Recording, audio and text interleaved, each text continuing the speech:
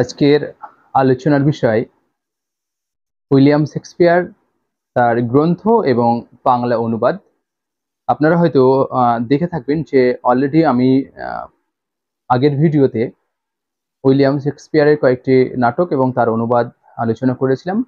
সেক্ষেত্রে হয়তো ভিডিওটি অনেক বড় হয়ে যাবে বলে আমি পুনরায় আরেকটি ভিডিওর মধ্য দিয়ে আমি শেষ করার চেষ্টা করব।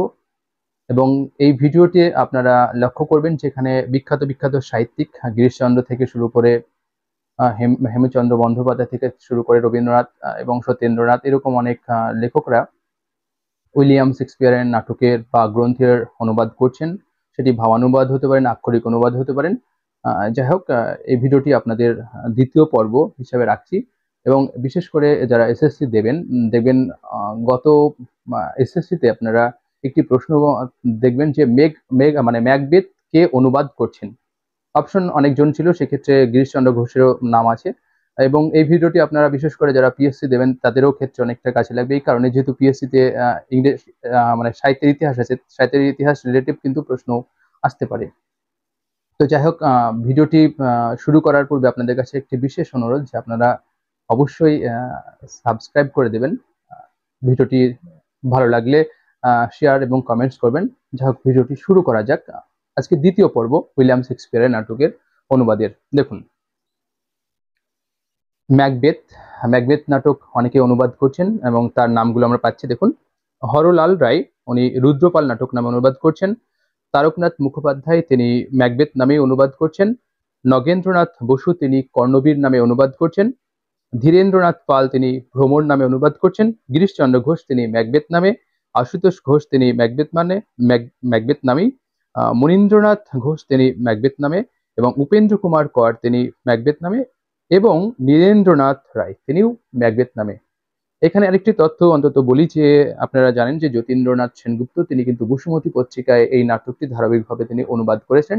আরেকটি তথ্য যে রবীন্দ্রনাথ তার জীবন স্মৃতিতে দেখবেন উল্লেখ করেছেন যে ম্যাকবেথে তিনি অনুবাদ করেছিলেন বাল্যকালে। এরপর আমরা পাচ্ছি কিং লিয়ার।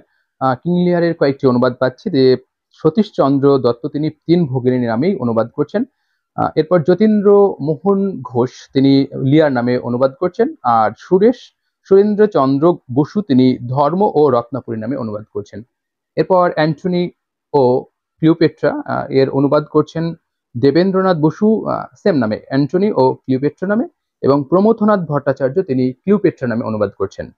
এরপর দি টেম্পেস্ট, এটির অনুবাদ করছে দেখুন হেমচন্দ্র বন্দ্যোপাধ্যায়। নলিনী বসন্ত নাটক, আপনারা জানেন যে এই প্রশ্নটি কিন্তু এবার এসেছিল, দুঃখিত এটি নয়। চারুচন্দ্র মুখোপাধ্যায় প্রকৃতি নামে অনুবাদ করছেন, প্রকৃতি নাটক নামে।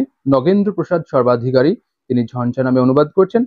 এবং শিশুদের উপযোগী কিন্তু এই নাটকটি অবলম্বনে দুটি পাওয়া যাচ্ছে, এক হচ্ছে পশুপতি ও বিমলা রঞ্জন চট্টোপাধ্যায় টেম্পেস্টের নামে, এবং কেদারনাথ মিত্র, তিনি ঝড় নামে অনুবাদ করছেন। সিম্বেলিন নাটকের কয়েকটি অনুবাদ পাওয়া যাচ্ছে। সত্যেন্দ্রনাথ ঠাকুর, তিনি সুশীলা বীরসিংহ নাটক নামে অনুবাদ করছেন। চন্দ্রকালী ঘোষ, তিনি কুসুম কুমারী নাটক নামে অনুবাদ করছেন। এবং শৈলেন্দ্রমোহন মুখোপাধ্যায়, তিনি সিম্বেলিন নামে অনুবাদ করছেন। এরপর আরেকটি পাচ্ছি নাটক দি উইন্টার টেল, এর কয়েকটি অনুবাদ পাওয়া যাচ্ছে, তবে একটি নাম লেখকের নাম পাওয়া যাচ্ছে না, কিন্তু অনুবাদের নাম পাওয়া যাচ্ছে। এবং সেটি 1876 সালে অনুদিত হয়েছে এবং মদন মঞ্জুরি নামে পাওয়া যাচ্ছে। আরেকটি পাওয়া যাচ্ছে ধনদা চরণ মিত্র, 1914 সালে অনুবাদ করছেন রানী তমালিনী নামে, দি উইন্টার টেলস এর অনুবাদ। এরপর আমরা পাচ্ছি কমিটি অফ এরর্স। আপনারা জানেন যে Ishwarchandra Vidyasagar committee of errors এর অনুবাদ ভ্রান্তিবিলাস নামে অনুবাদ করেছেন। যাই হোক, এছাড়া পাওয়া যাচ্ছে বেনি মাধব ঘোষ, তিনি ভ্রম কৌতুক নাটক নামে অনুবাদ করছেন। এরপর দি টু জেন্টলম্যান অফ ভেরোনা, এর একমাত্র অনুবাদ করছে সেম নামেই শৈলেন্দ্রমোহন মুখোপাধ্যায়। এরপর আমরা পাচ্ছি William Shakespeare midnight summer dream, এর অনেকগুলো অনুবাদ পাচ্ছি। দেখুন, নীল রতন মুখোপাধ্যায়, তিনি শরৎশশী নাটক নামে অনুবাদ করছেন। সতীশচন্দ্র চট্টোপাধ্যায়, তিনি জাহানারা নামে অনুবাদ করছেন। এবং দেবেন্দ্রনাথ বসু, তিনি কুহকী নামে অনুবাদ করছেন। তবে এখানে একটি কথা আপনাদের উল্লেখ করি যে নবীনচন্দ্র সেন, উনি কিন্তু মানসী পত্রিকায় এর ধারাবাহিকভাবে তিনি অনুবাদ করেছিলেন। এরপর পাচ্ছি রোমিও ও জুলিয়েট, এই নাটকটি হরচন্দ্র ঘোষ প্রথম অনুবাদ করছেন। দেখুন, চারুমুখ চিত্তহারা নামে। যোগেন্দ্র নারায়ণ দাস ঘোষ তিনি অজয় সিংহ বিলাসবতী নামে অনুবাদ করছেন, এবং রাধা মাধব কর তিনি বসন্ত কুমারী নামে, আর হেমচন্দ্র বন্দ্যোপাধ্যায় রোমিও জুলিয়েট নামে। এছাড়া আমরা একটি পাচ্ছি সুরেশচন্দ্র বসু 1892 সালে তিনি একটি আখ্যানবাদ প্রকাশ করছেন।